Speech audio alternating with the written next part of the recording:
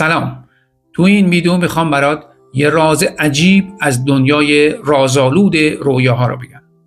آیا تا به حال خواب عشق قدیمیتون رو دیدید؟ اون کسی که سالها پیش قلبتون رو تکون داد. شاید فکر کنید این خواب فقط یک یادآوری ساده است، اما باید بدونید که خوابها حرفهای نگفته روح ما هستند. بمون تا برات تعبیرش کنم. شاید نشونه ای از سرنوشتت باشه.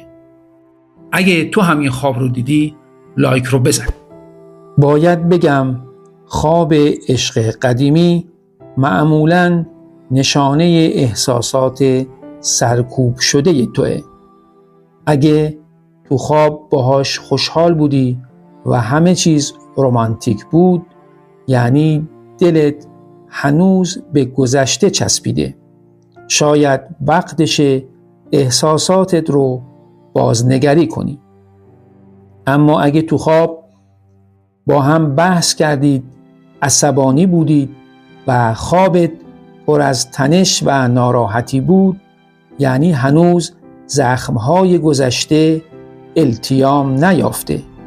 این خواب داره هشدار میده از اشتباهات گذشته درس بگیر تا روابط جدیدت قوی‌تر بشه. اگه عشق قدیمیت رو توی خواب بوسیدی، تعبیرش بازگشت احساسات قدیمیه.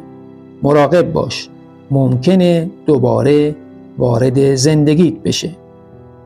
اما اگه فقط نگاش میکردی، یعنی نیاز به بسته شدن خاطرات گذشته داری.